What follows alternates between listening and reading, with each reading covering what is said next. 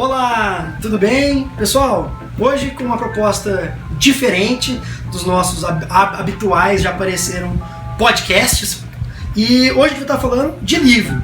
Então a proposta é que uma vez por semana, tentar manter dar uma regularizada, mas pode não acontecer, mas a proposta é que seja uma vez por semana, nós nos encontremos aqui, eu e a Gabi. Se apresente, Gabi. Meu nome é Gabriela, eu sou aluna do segundo ensino médio do Colégio de São Paulo Freire.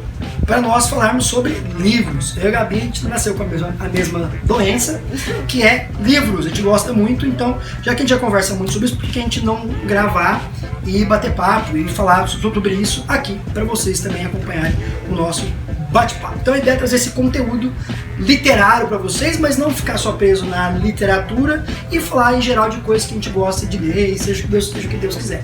Então, sejam bem-vindos. Não tem nome isso daqui ainda. Então, como eu não tenho nome e hoje é quinta, vai chamar Quinta Literária. Ó, como é que batiza as coisas. Então, bem-vindos à Quinta Literária. E hoje nós vamos falar sobre Moby Dick. Claro. Quer começar? Fica à vontade, essas horas. Então, vamos começar falando sobre este livro. Vocês já vão ver porque tem uma diferença tão grande nessas edições. Mas Moby Dick, ele é um clássico absoluto. Ele é considerado um dos livros mais importantes de todos os tempos. Obra do Herman Melville.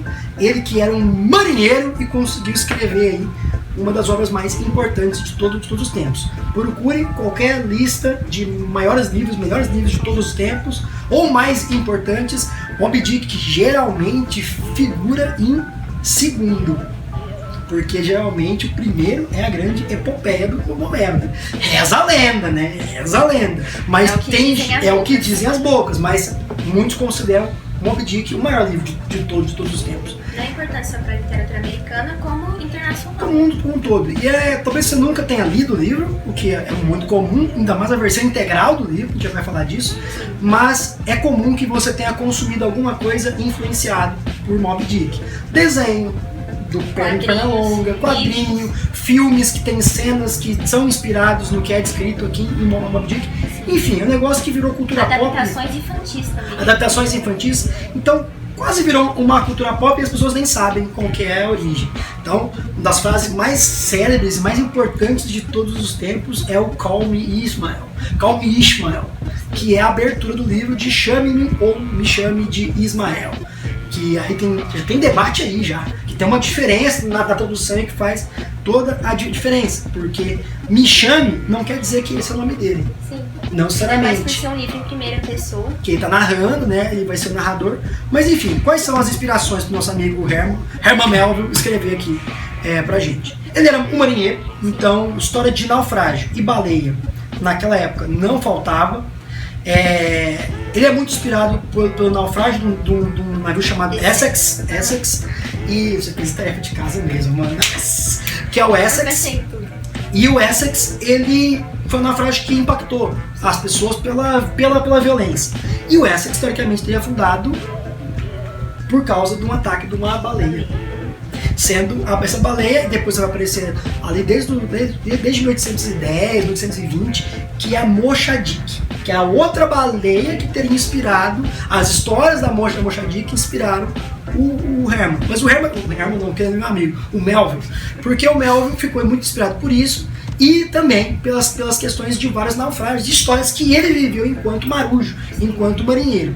Então o Herman, no momento, o Melville, ele volta e ele fala, pô, eu acho que você viu uma história envolvendo as minhas experiências, e essa história virou o Moby Dick. Ele é um cara, como vocês podem ver, ele não era um cara intelectual, não era um cara, por assim dizer, versado nas artes de literatura e escrita, mas ele escreve mesmo assim. Acho que isso é muito importante a gente falar, né? Ele tinha uma boa ideia e virou isso daí. Por favor. Você tinha comentado que é um livro muito importante, tanto que quando ele publicou, o público dele não gostou. Sim. E foi só depois da morte dele que universitários acharam continuaram insistindo no livro. E aí ele foi prestigiado. Isso, eu vou falar disso já também, que é a questão do significado do livro, né? Qual o significado? Por que Moby Dick é o maior livro de todos os tempos? Eu voltei na minha biblioteca, que eu tenho 3 vezes na minha biblioteca, e eu nunca sequer folheei nenhum.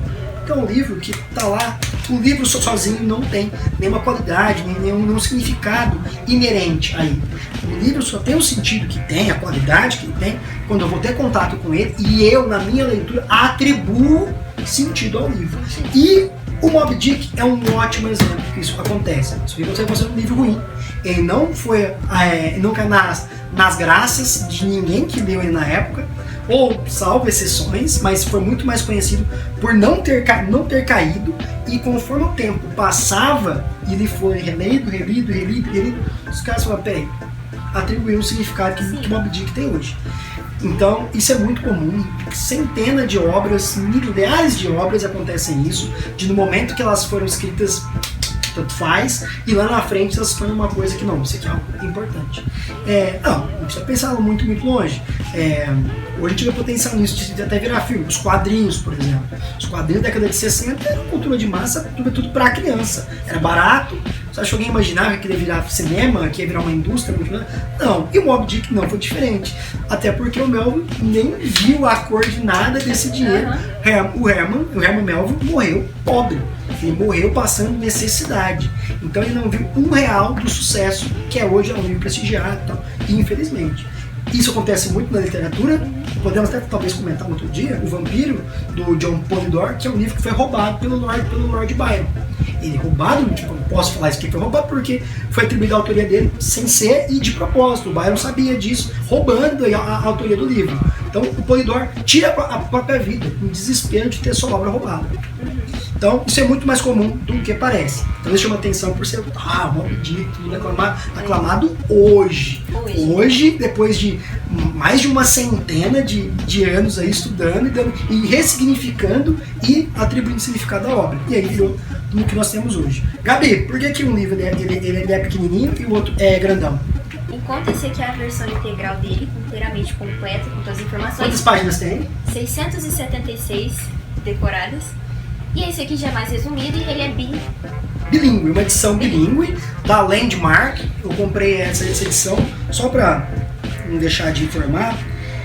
Ela é uma edição de 2014, a reimpressão, mas ela é a primeira de 2012. Ou seja, se foi ressignificado, também, perdão, se foi ressignificação, se foi reimpresso, significa que ele vendeu bem. Então, na terceira impressão, já. É um clássico. Clássicos vendem e vão continuar vendendo. Então, é uma edição bem mais recente, fez aqui 10 aninhos. Eu comprei ela na época que ela saiu, talvez 2015, no máximo. Mas o que chamou a atenção na época, eu queria ler a história em inglês, então ela é bilíngue. Ela é uma edição interessante, é uma boa edição, mas como tem 2 livros aqui e tem um aqui. É aí que chegamos ao ponto dessas edições. E é muito triste quando isso acontece, porque perdem muitos detalhes. Perde. A verdadeira natureza do livro integral. Sim, porque aí também que você está resumindo, você está empobrecendo, entre aspas, você está empobrecendo.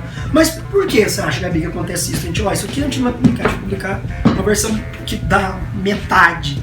Eu não penso que uma pessoa em sua consciência, quando vai numa livraria, vai querer comprar um livro desse. Exatamente, Às vezes você pensa, é maçante, não vai me prender, e acaba comprando. E eu acredito que foi isso que acontece. E aí você fala assim, beleza, eu quero saber do que se trata Moby Dick. Posso ler essa? Pode, na verdade você pode. Sim. Só que você quer ter a experiência completa, a experiência que chocou as pessoas é essa daqui. Chocou mesmo, é o tamanho do livro, Duzinho. Exatamente. E essa edição aqui é uma edição bilíngue. Eu quero praticar inglês. É aconselhado?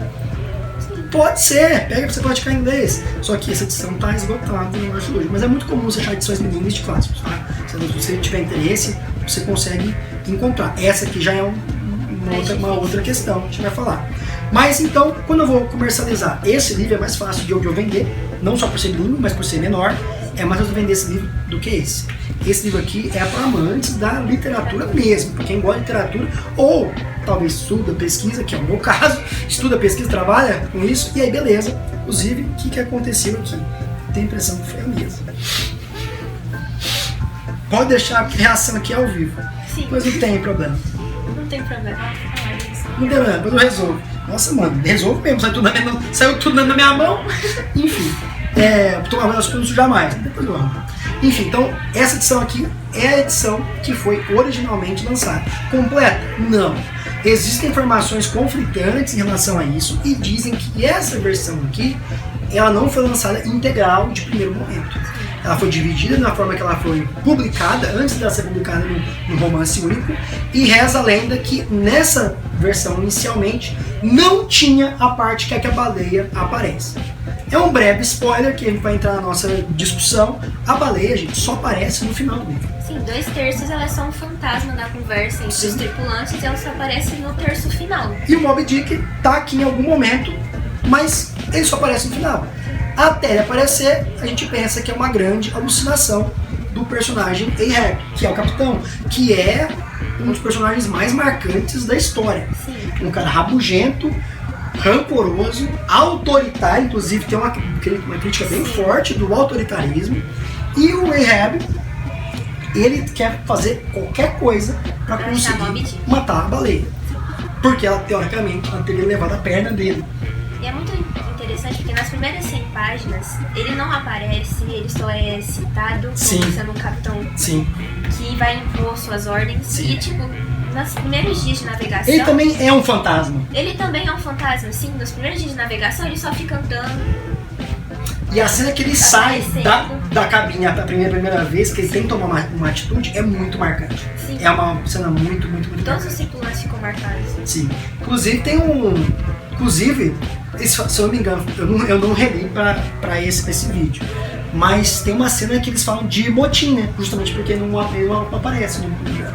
E aí a hora que ele surge é pra resolver isso daí, fala, não, vocês não estão, nem Deus manda aqui no Picó, eu que mando. Então a obsessão dele é tanta que ele se vê como o ser. É uma figura autoritária e ele é meio megalomaníaco, ele tem umas loucuras muito grandes, de pôr a vida dos homens dele abaixo dos interesses dele. Sim. E todo mundo percebe isso de cara, senão esse cara que vai deixar a gente morrer, ele vai deixar. Tanto que ele tenta convencer cada grupo da tripulação, que tinha canibais, negros, europeus, ele tenta convencer todos eles a focar em caçar com o Moby Dick.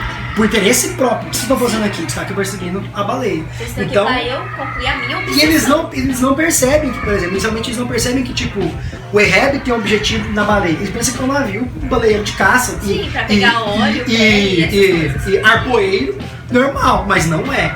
Até que revela os interesses do Ahab ao longo do livro. E aí você cogita, cara, esse homem tá maluco, é coisa da cabeça dele. Até que, tanto que o capítulo acho que chama Surge a Baleia. Acho que é isso mesmo, né? Que é a hora que surge a baleia. Você fala, peraí, então o Moby Dick vai aparecer. Então tem uma expectativa que ele vai conseguindo dominar ali até chegar esse momento. E aí essa edição, que é a edição integral, que eu acabei de sujá-la, vou ter que limpar daqui a pouquinho, nossa, que tristeza. Sujou, Tória? Desse jeito. É seu agora, Léo. Agradeço. Sim. Então, essa edição aqui é a edição da Antofágica. Ela é uma editora que trabalha com clássicos. E é interessante que essa edição aqui, ela vem suprir a necessidade da Kozak Naif, que é uma editora que não existe mais, infelizmente. E era uma editora que só fazia livros luxuosos. A proposta dele era livros com, claro, não só trabalho de luxo, mas com uma edição impecável, com textos de apoio, tanto que os textos de apoio da edição da Kozak Naif não existem aqui. Você lê os textos de apoio. Então, as críticas até de outros artistas. E os especialistas de Moby Dick assinaram aquela edição. Aqui não acontece isso, mas não é para menosprezar, mas dizer que existem edições diferentes. E aí ficou muito tempo fora de catálogo e volta finalmente a edição integral. Aqui, ela é do ano passado. Não tenho certeza. Porque ela é do passado do ano retrasado. Mas é uma edição recente, ou seja, ficou quase 10 anos fora de catálogo para voltar uma edição, porque demanda uma edição desse tamanho aqui. E ela é uma versão, eu não quero sujar o livro, é uma edição ilustrada pela Letícia Lopes, que é uma excelente ilustradora, a arte dela é impecável. Foi o wallpaper do meu notebook durante um bom tempo. Inclusive, quem comprou o livro tem até um negocinho pra você baixar as artes dela, eu baixei. Depois eu te passo. A Antofágica tá vendo, só preciso aqui. Fala, não pode baixar não. Deve ser. Deixa eu ver algumas ilustrações aqui. Que é abrir na mesma ilustração. Cadê a ilustração? Tem muita ilustração. Quer que eu seguro de ver você? Aqui. Exatamente, são umas ilustrações que são muito bonitas. E dá um clima, coisa que eu acho doido. Porque as ilustrações da Letícia são focadas no movimento literário e artístico daquela época. Que é qual? Romantismo. O romantismo, exatamente. E então, Moby Dick, como a gente estava conversando antes de gravar, vai mais pro lado do romantismo sombrio. Sim. Que a natureza, como um espírito maligno, que vai te revelar uma verdade. E é o debate do ser humano, o embate, né, do ser humano e a natureza. Se você pegar, por exemplo, quadros da época, vai ver que o ser humano num ambiente da natureza hostil, um deserto, uma tempestade. Então, isso tudo tá aqui, isso tudo aparece aqui. Então, ele não nega o movimento que ele pertence. E não somente isso, mas as ilustrações fizeram justo, porque a capa da ilustração aqui é uma tempestade. Então, também tem esse elemento. A inferioridade do homem perante a natureza que seria... O que o ser humano tem que fazer? Fazer um barco junto a uma tripulação para emular o que o animal faz sozinho, apenas com a força que ele nasceu na natureza. Né? E aqui, sujei, né? E aqui nós temos a quadrinização, né? Uma versão em quadrinhos, uma adaptação, não é literal, mas aqui o nosso amigo Christopher Chabotet vai acreditar talvez ele vai acreditar o Herman Melville, porque os textos que ele vai usar no quadrinho é o texto direto do nosso amigo Herman Melville. E é brilhante. É uma das melhores adaptações que eu já vi na minha vida. Isso aqui é um xodó de muita gente. Isso aqui ele foi publicado aqui pela editora Pipoca e Nanquim, tendo outros trabalhos do Chabotet. É a única editora que publica Chabotet no Brasil, que é um artista francês, já de renome, e conhecido pelo seu preto e branco poderosíssimo. E dá esse ar melancólico. E páginas inteiras mudas, com pouquíssimos diálogos, mas às vezes ele fica mais verborrágico. Verborrágico não é bem a palavra, senão ele fala demais, mas tem momentos que ele fala mais, mas tem muitas páginas que não tem diálogos, como por exemplo essas aqui, que é uma página de introdução mesmo que está acontecendo, e para dar o clima do livro, porque o silêncio fica na sua cabeça. Então, fica a recomendação, tá esgotada, tá em catálogo. Duzinho, quero ler Moby Dick, começa por qual? Não sei, vai do seu gosto. Você tem dificuldade para ler livro? Um livro de literatura por extenso? Então pega aqui um quadrinho. Você também spoiler, você também vai estar lendo, tá? Sim. Então também é legal. Interpretar imagens também é leitura. Pelo amor de Jesus, pelo amor de Cristo. Você tem interesse talvez em ler uma edição para você praticar inglês? Procura essa bilíngue, você encontra ela talvez na Shopee. Não deve ser difícil de você achar e não deve ser caro. Agora, essa daqui é a edição tijolona. Só recomendo que você adquira essa edição.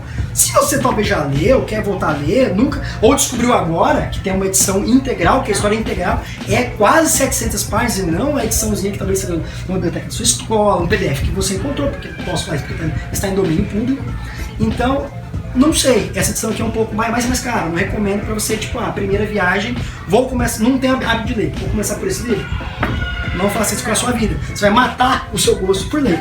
Né? Você vai desistir nas primeiras 10 páginas. Exatamente. Porque o estilo de escrita dele, no começo você vai pensar, nossa, é muito maçante, você não vai conseguir, mas não é. E é muito extenso. Então, é um livro intimidador. Intimidador na temática, o passo dele, embora a gente goste, é um passo bem... e vai, ele demora, porque ele leva o tempo dele. Se servir de consolo, as primeiras páginas, quando Ismael conhece o canibal Queequeg, é bem cômico a maneira como eles se conheceram, como eles se acabaram se virando amigos. E é um dos melhores personagens, né? É difícil falar o nome, porque é bem difícil na verdade de ler, mas é Queequeg. E eu acho que os melhores personagens, e independente dos dois, só o Eheb e o Ishmael são dois personagens chave da literatura global. Então, inclusive, no começo, me chama de Ismael, imediatamente senta no clima, tipo, vai me narrar alguma coisa que eu não deveria saber. Ele vai me narrar uma coisa real ou será que é só a visão dele? E aí você fica em dúvida. Ismael é o cara que sobreviveu, mas ele não chama Ismael. Quer dizer, aberto a interpretação. Nunca vamos chegar numa resposta a isso. Mas de fato, eu vi muitos estudos sobre psicologia focada nisso daqui, porque de fato a psicologia, você criar um fantasma a ponto de você explicar a baleia precisa ser real. No ponto da história aqui, a baleia podia não existir. a baleia podia claramente não existir no final. Uma alucinação. E estava ainda assim, a jornada do livro seria a mesma, a relevância do livro seria a mesma. E é isso. Paramos por aqui, agora vou limpar os livros, antes que eu infarte. Paramos por aqui? Quer dizer mais alguma coisa? Não, certo. Então, se você gostou desse modelo nosso de bate-papo, veio, ficou, fica que vai ter bolo. Então, curta aí, compartilhe. Não sei qual plataforma, qual página você está vendo isso nesse momento, porque está aberto. Em algum momento. Mas seja bem-vindo, fique que vai ter bolo. E comente, por favor, qual outra obra acho que a gente devia comentar. Acho que vamos sondar primeiro os clássicos. Proximamente vai ser Frankenstein, não conta pra ninguém. Não tem ninguém. Então é isso, pessoal. Obrigado pela atenção de vocês, espero que tenham gostado. E não enche nosso saco, leiam um livro. Sim. É isso. Tchau, tchau. Ou alguma adaptação, pelo menos. Oh, Deus derrubando os livros! Nem Deus derrubando todos os livros. É isso. Então, leiam um livro. Obrigado, gente. Tchau, tchau. Obrigado, Gabi. Obrigado pelo convite também. Próxima semana, então, voltamos. Talvez próxima semana pra gente, mas não próxima pra você. Tchau! Tchau. Tudo bem, tudo bom, cara?